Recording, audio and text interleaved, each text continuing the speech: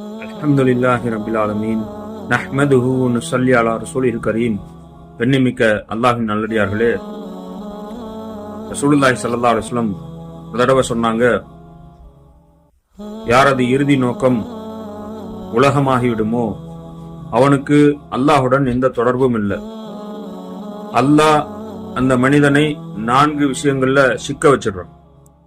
அதுல முதலாவதாக தீராத கவலை.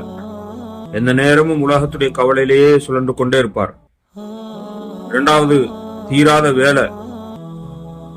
எந்நேரம் ஓய்வு ஒளிவில்லாத வேலையிலே இருந்து கொண்டே இருப்பார். மூன்றாவது, தீராத வறுமை.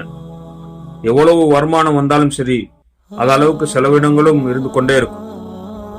நான்காவது, நீண்ட நீண்ட நிறைவேறாத மனக்கோட்டை அப்படின்னு சொல்லி சொன்னாங்க.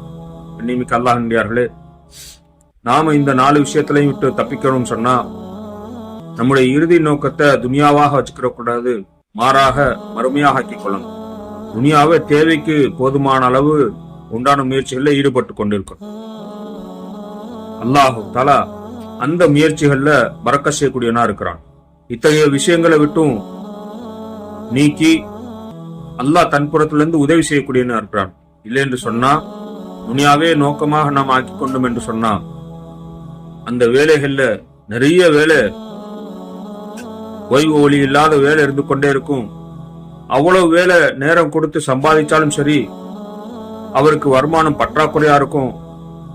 அந்த கவலையிலேயே அவர் உழன்று கொண்டே இருப்பாரு. இன்னும் செய்யணும் நீண்ட நீண்ட மனக்கோட்டைகளே இருந்து கொண்டே இருப்பார். ஆகையினால் அல்லாஹ்வின்டியார்களே, நாம் ஆகிரத்தை, மறுமையை நம்முடைய நோக்கமாக ஆக்கிக் கொண்டு, உலகத்தை தேவையாக ஆக்கிக் கொண்டு, அல்லாஹுடைய நல்லுதவி பெறக்கூடிய நல்லியார்களாக அல்லாஹ் நம் அனைவரும் ஆக்கி அருள் புரிவானாக.